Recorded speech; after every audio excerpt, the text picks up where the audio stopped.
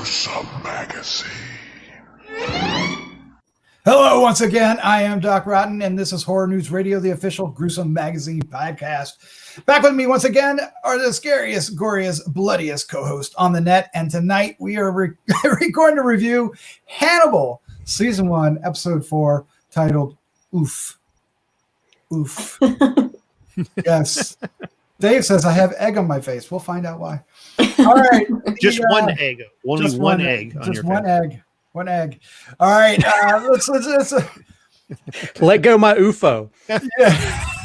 Nobody knows what in the world I'm talking about. But if you were with us a few years back, we covered Hannibal. And we covered season 2 and season 3 and a couple of the movies, and we had a great time. One of our favorite shows. Now it's back on Netflix, and we decided to kind of go back and revisit. And we're on episode 4 of season 1. This is an episode that would have come out April 25th, 2013. There's a lot to talk about with this one, but let's find out. Let me introduce the crew, starting off with Dave Dreher. Dave, how you doing, bud? Hello, I'm well. Welcome back. We missed you last week. Yes, I'm sorry. Dave's just started a new job, and sometimes the job gets in the way of the fun. Nah. Damn it. All right, well, it's good to see you again. All right, also joining us is award-winning filmmaker Christopher G. Moore. How you doing, Chris? I'm doing great, just testing out my Oeuf recipes. And by the way, which came first, the Hannibal or the Oeuf? All right. Also joining us is podcasting rockstar and international cosplay queen, Vanessa Thompson. Vanessa, hi. How you doing? Good. I wore my Alana Bloom wrap dress today, like she wears in the show. Nice. Keeping it on theme. You are an Alana Bloom fan, huh? I am. Although I've come to the realization that she's usually not right about things. She says that she's right often in this episode. I'm like, I'm telling you right now. Are you really? Are you though? Yes. Don't tell her that. No. All right. Let's find out what Oeuf is all about, other than an egg, right, Chef Dave? An egg, yes. Oeuf is an egg. An egg. An egg. All right. This is season 1, episode 4. Oeuf. It's directed by Peter Medic. It's written by Jennifer Shearer. Of course, it's created by Brian Fuller, based on the characters from the book Red Dragon. Thomas Harris, the author. Hugh Dancy's Will Graham, Mads Mikkelsen, Dr. Hannibal Lecter, Caroline Havers is Dr. Alana Bloom. Hattie Park is Beverly Katz, and Lawrence Fishburne, Jack Crawford, and the rest of the crew. Let's get into things, because this is a very interesting one. The synopsis goes: a series of family murders takes place, and Will determines that they were conducted by each of the family's missing children, who were abducted and brainwashed into killing their old families for their new family. Against Alana's advice, Hannibal checks Abigail out of the hospital for some frightening psychiatric practices that ultimately align her loyalty with him. So before we get into the usual shenanigans of kind of talking about the episode, Chris, you really have the skinning on this episode, because this is a very particular episode for season 1. Please explain why. Well, for those of us who were actually watching it, the show when it first came out, they actually pulled the episode the week it was supposed to come out. Brian Fuller didn't feel it was appropriate because this episode does involve kids killing people. He didn't feel like it was right because it was around the time of the Sandy Hook and a lot of school shootings. So they pulled it, and he did a weird thing to where they released little mini episodes online where they just basically had the Hannibal Lecter Abigail storyline, and they cut out the whole murder storyline. And it wasn't until they released it on the home video and iTunes and stuff that you could see the full episode. So actually, when this season first came out, a lot of us really didn't get to see the extra parts until we got to see it on home video, which is very interesting. Also, Peter Medic, you know what films he directed? I'm going to fail this test. he directed a well-known horror film called The Changeling. He also directed Zorro the Gay Blade. So I love that movie so much.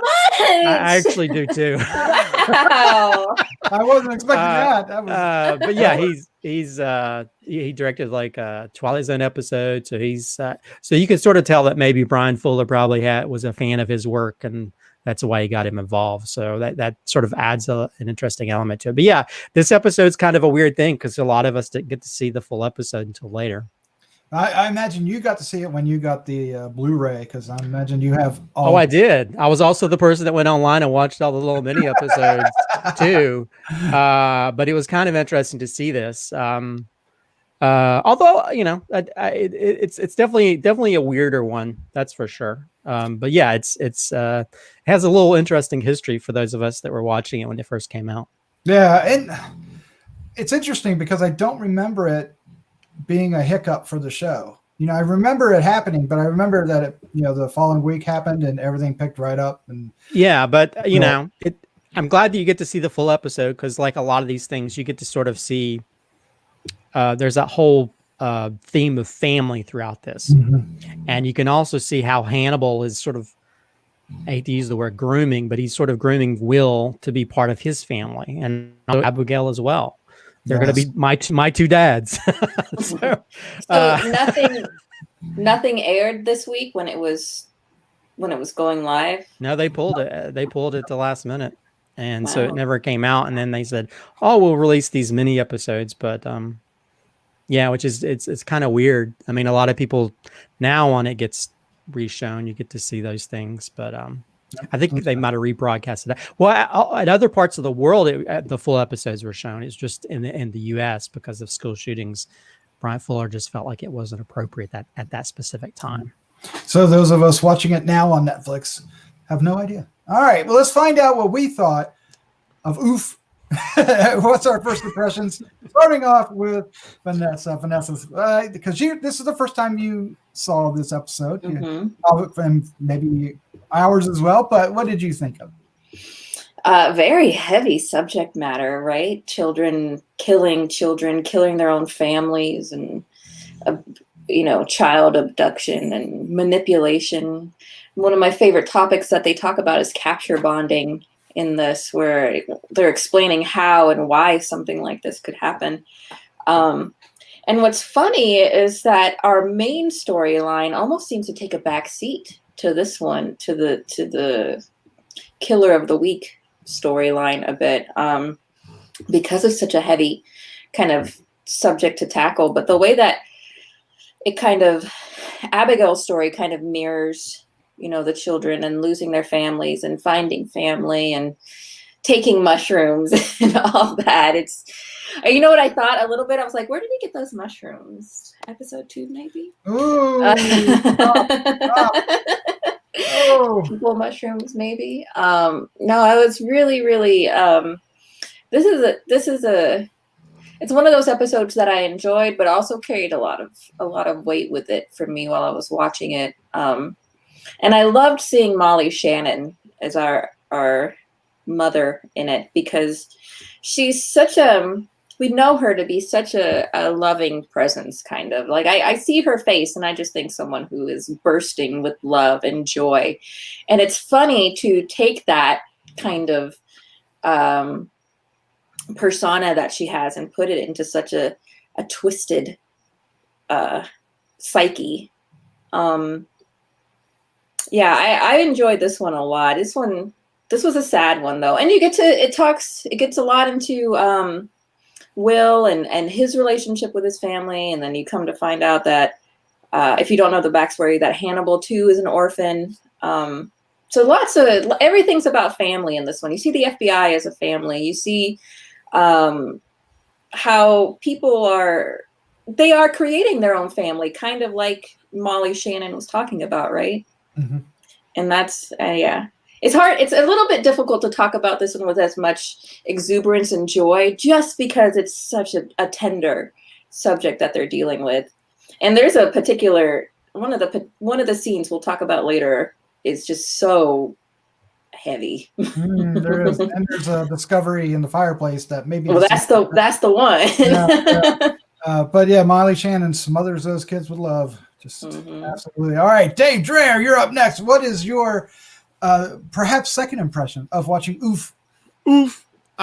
It is rewatching this season, it's kind of bringing back, I don't think it's any big secret. Season 1, I was not that big of a fan of Hannibal. And these individual episodes are kind of reminding me why.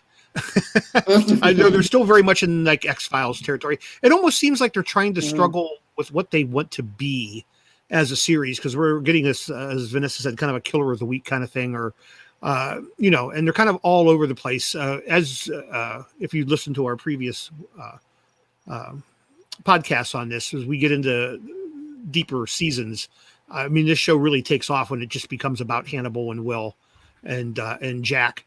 Right now, I don't know, it seems like they're kind of floundering around a little bit. It's a decent story. It's tough subject matter. It's heavy subject matter, but I went more about Will and Hannibal, and we get a little bit of that. I think that's the reason they were able to release this kind of in mini episodes, because there's just a lot of non-Hannibal stuff in this episode that doesn't really have anything to do with our main story. We're just dealing with our little X-Files episode.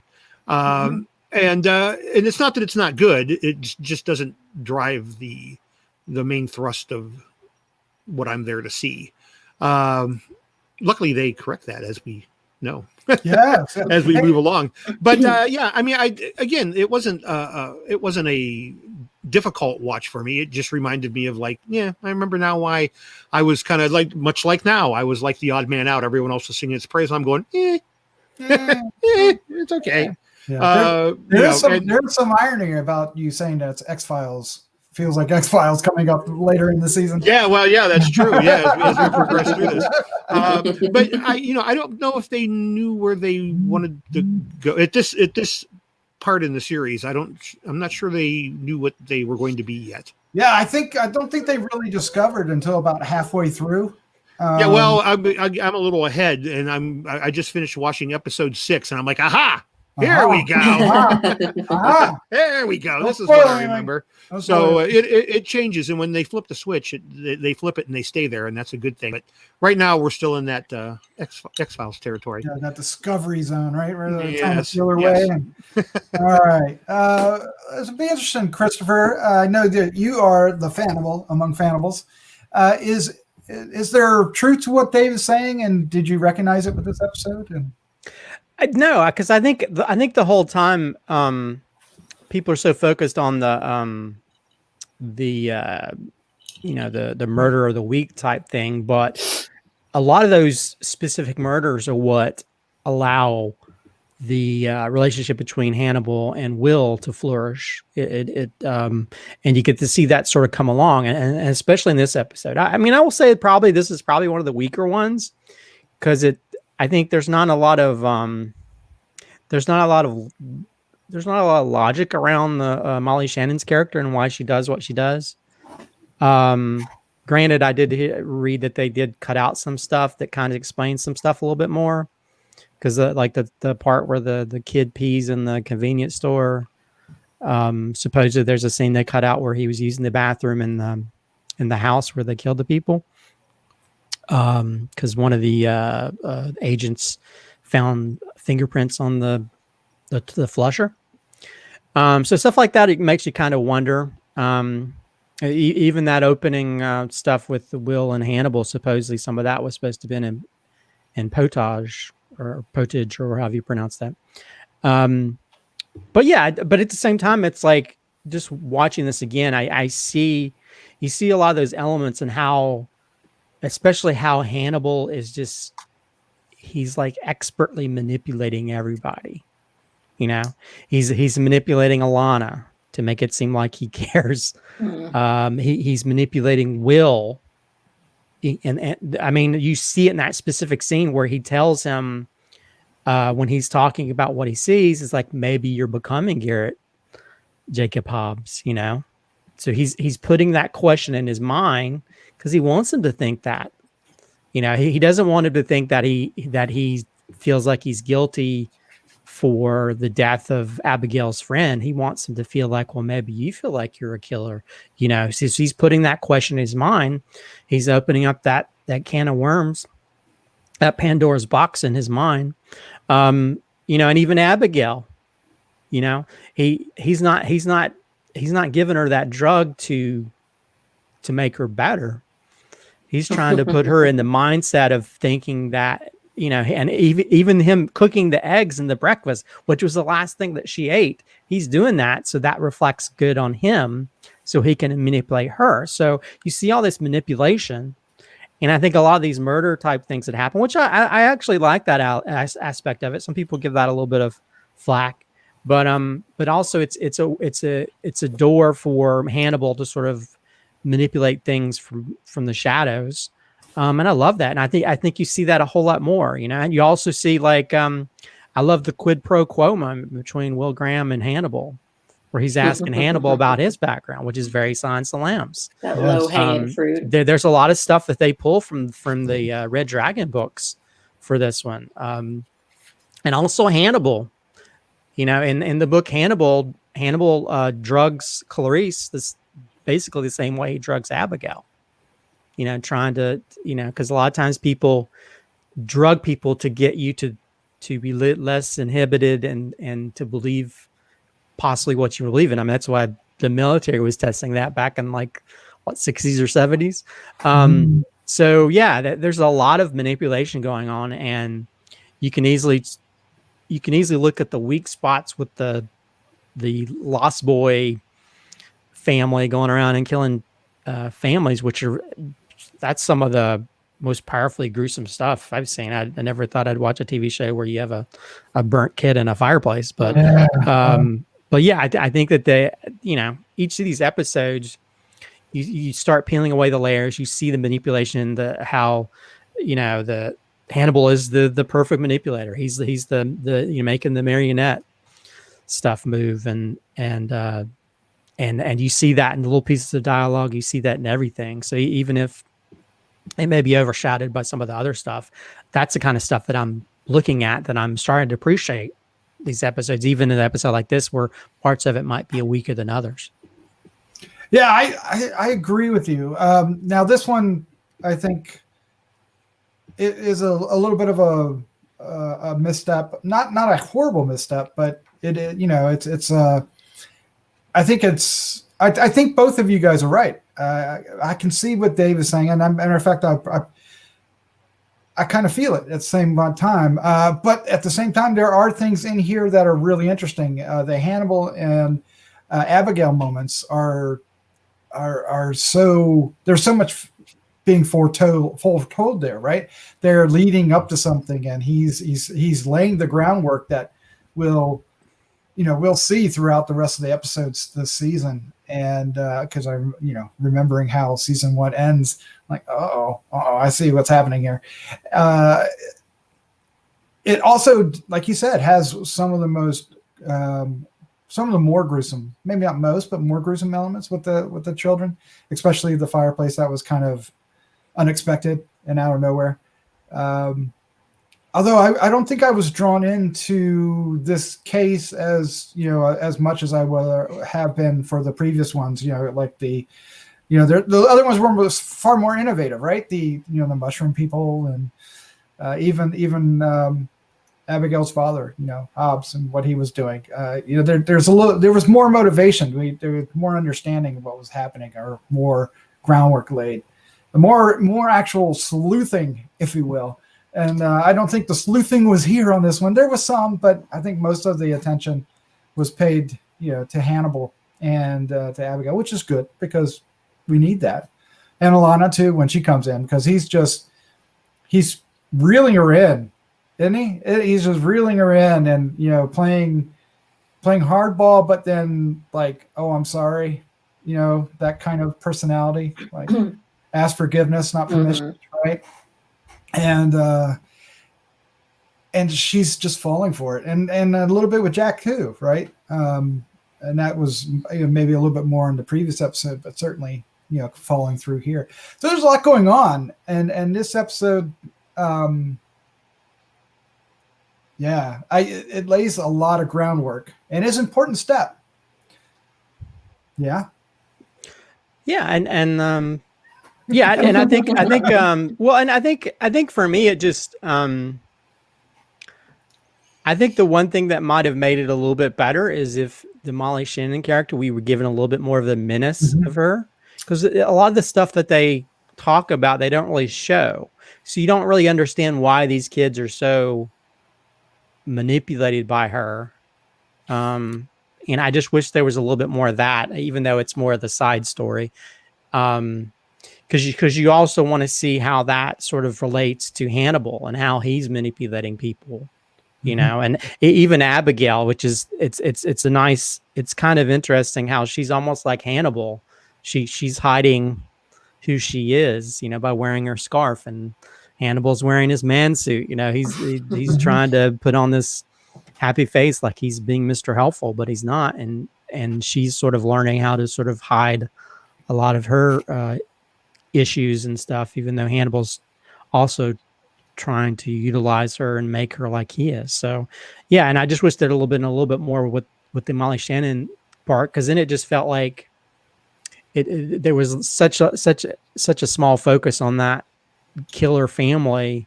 You didn't understand why those kids were so scared, or why, you know, sure, we see the aftermath of the families, but you don't see why they're so heavily manipulated by her. And I think that's the one missing piece that probably made this episode probably a little bit lesser than others. But also, I think there's other things that sort of like make up for that when it comes to the Hannibal Will stuff. Yeah.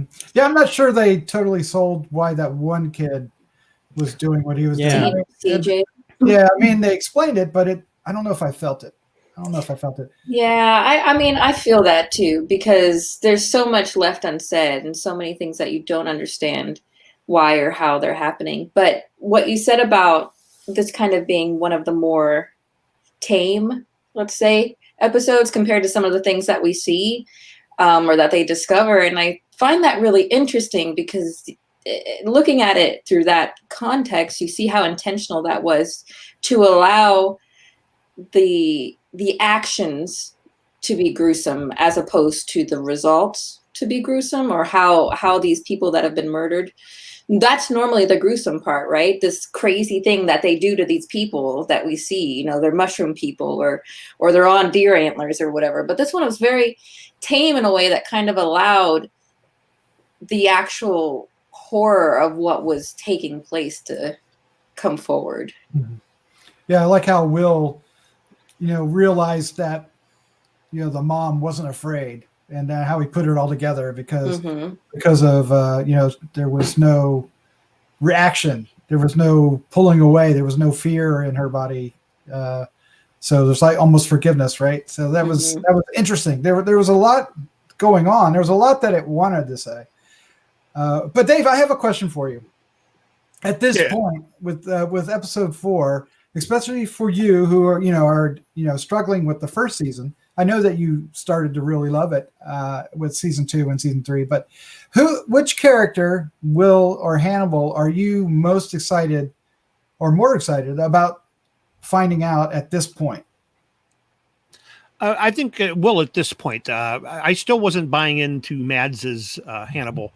I think at this stage in the viewing, I think it was. I'm trying to remember if I was anti-Mads through the entire first season or not. The first time I watched this, I can't remember. But I struggled with Mads in this role for the longest time. But I do like the portrayal of Will Graham in this. I think it's actually the best of all the Will Grahams that we've had.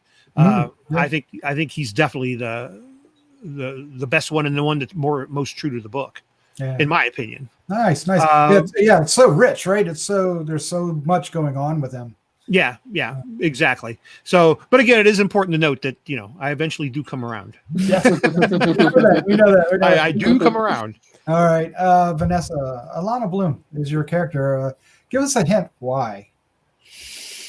I love her confidence. One of my favorite lines is when she's telling Hannibal, it's shockingly rude. And I just love how she can be so abrasive and so forward with him, with no holds barred with him. And, you know, as I was saying, she doesn't always tend to be right, but she is the one who has hope. I think she's our hope bringer throughout the whole thing, giving everybody kind of the benefit of the doubt and wanting to see the good and believe the good in people. And I think that's really important because you're dealing with people like Jack and Will who really are looking for the bad. You're looking for the bad because seeing the good does you no good in these situations. And seeing her being such a strong presence throughout is I think really, really important. And I like that too, compared to Beverly.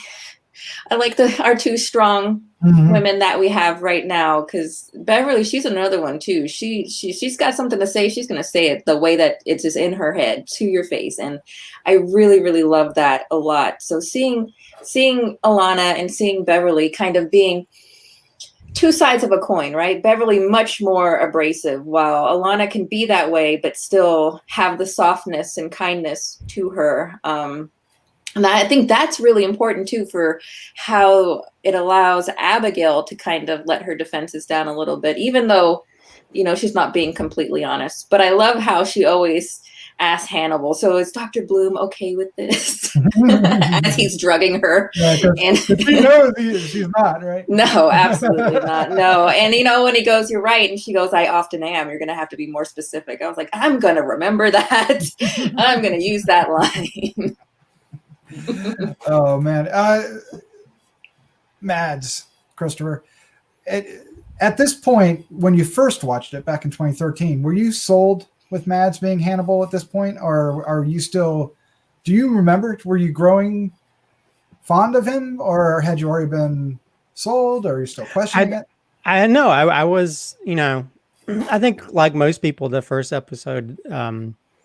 He had a little bit of marble mouth going on, but I think after that episode, he seemed to, because I think even I was reading or saw an interview where he talked about like even he was having to work through a lot of these because, you know, English is not his first language, if you couldn't tell.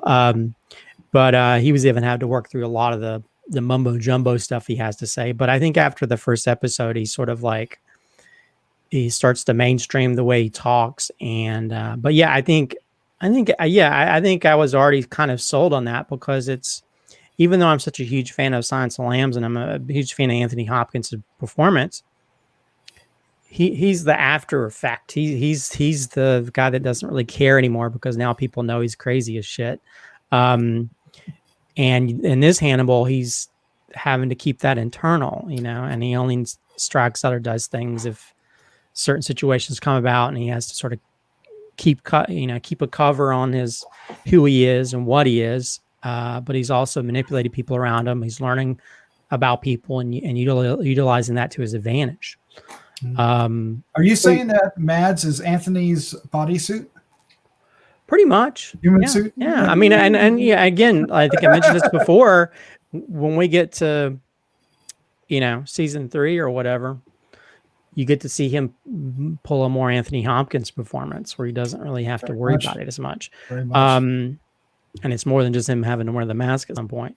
But yeah, I really loved his performance. I love, because I think there's so much nuance, you know, especially when you have a character who's a psychologist or psychiatrist and he's got to listen to people, but you can see the gears turning in his head. You can see it in his eyes that he's taking in the information and he's trying to figure out, how can I use this against somebody, or how can I get this to get my way? How can I manipulate people?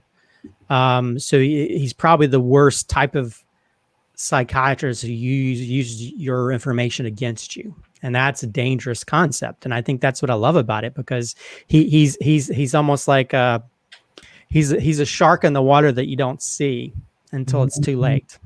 And you find out, oh crap, Brody was a shark the whole time. So yeah, I mean, that's what I love about it, you know, and he's also just very, you know, he's that cultured aspect that I think a lot of Thomas Harrison sort of like spelled out in his books.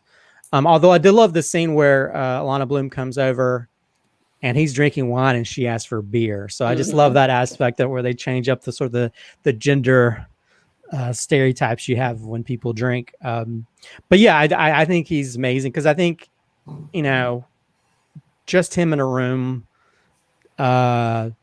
looking at stuff and analyzing stuff in his head, you can sort of see he says so much without saying anything sometimes. And when he does say stuff, it's usually there's some impact from that the other people may not understand, or it's, I think a good example of that is, another good example of that is just through physicality. That scene where he goes in Will Graham's house and he's playing with his hook, the bait for catching a fish, and he sticks his finger on it. Yep. Because he's putting his blood into it. He's in the same chumming the waters, and he's trying to hook in Will, which is kind of weird that Will was trying to sort of like do the same thing with Abigail, and Hannibal's doing that with Will without him knowing it. He just doesn't know that he's about to get a hook in his cheek. So yeah, I think I'm just rewatching this is maybe appreciate the show even more. It's made me appreciate Mad's performance, because it's such a high level performance for something that could have went down the toilet if they'd gotten some other actor to play that role. That would have been hard. It's hard to imagine somebody else playing that role. Yeah. Also, that I want that breakfast he made. Oh, there you go. Breakfast All right. looked delicious. Yeah, well, let's wrap this up. Let's just do our favorite scene from this particular episode. It's one that may not have a whole lot to choose from, or maybe it does. But let's find out. Vanessa, you're up first. What spoke to you about this episode? Okay, I'm gonna cheat and say two a little bit. One is I am cheating. It's more of overall. So I would say the fuckery that Hannibal is doing with people. So to feed Abigail her last meal as her first meal, that's some straight up fuckery right there. Like, you are messing with people just to see what's going to happen, just because you like screwing around with people, and you're getting those little hints of what's to come in the future. But no, my favorite scene is when they walk into that second house, the Christmas house, and they discover what's happened there, and one of the abducted boys being there, the one in the fireplace. That's just that Christmas music playing, and it's, what did they say, 6 months or something? It had been like 6 months, I think, and it's just, that was tough. Hearing that Christmas music, seeing everything decorated that way, knowing that they were just rotting there for months, and then when they pan over to the fireplace and you see the little boy in there, that was a lot. That was the shocker for me of the whole episode. Yeah, I think you can see why they might have reconsidered back. Oh yeah, absolutely. Like now, without context, it doesn't affect you that way, but I could completely understand how at that time that would be something that may have been very detrimental to the show. That's true. That's interesting. All right, Dave, Dreher, favorite scene for this episode. Favorite? I'm going to go with a culinary scene. Oh, I love that. I love that. I'll tell you, Mads pulls off something here. I would love to know how many scenes he had to do to do it. But when he's making the breakfast, he's making the eggs in the basket and with the sausage, and he's cooking that, and they're just talking, they're conversing back and forth, and he throws that potato up in the air and just catches it on the end of the knife. That is incredibly difficult to do. Take it from someone who's dropped many a potato trying to do that same thing. Really hard to do, and you got to have a really nice sharp knife. But he just does it effortlessly. I was like, damn. Does he break character because he smiles? Right? He's so proud of himself at the end. Well, I'm just wondering how many times he had to do that. I mean, it made me think it's probably like 87 takes to get that. Or maybe one, Dave. Maybe I don't know. But the fact that he pulled it off at all was impressive. So, so that from a culinary standpoint, was my favorite scene. Overall, this is a fine episode. There's nothing wrong with it. It just, again, I don't want to reiterate what I'd already said, but I feel at episode 4 of the series is still trying to decide what it wants to be. So, knowing what it becomes kind of takes some of the suspense out of it. But, overall, another well-made, well-acted, well-directed, well-put-together episode. Excellent. All right, Christopher G. Moore, the time has come. What is your favorite scene of this episode? By the way, Dave, check out the blooper reel for season 1. Oh, how many times? He does it like 6 or 7 times. And then the funny thing is when he does get it, you see him go.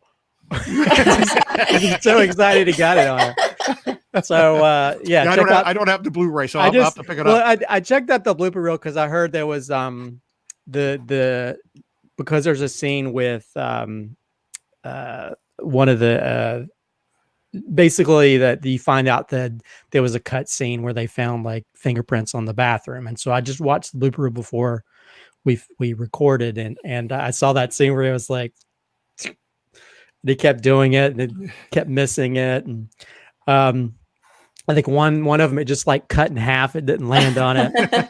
No, you have to check it. I'm sure as a chef you'll enjoy that. It's incredibly difficult to do, and he's not even looking at it when he does it. He just kind of tosses it up, and it just kind of goes there. So and that actually I read that it's called High Life Eggs Breakfast, and it was the most requested recipe for the first season. It looked great. Oh, it did. I was like, it looked delicious. It looked like a creepy, smelly face. But yeah, I'll say probably, I would say probably the when it comes to the murder of the week type episodes, that part of it was probably the weaker part of the season because of that. But I think it's still very strong in the bonds that are created and that are flourishing between the characters, and how,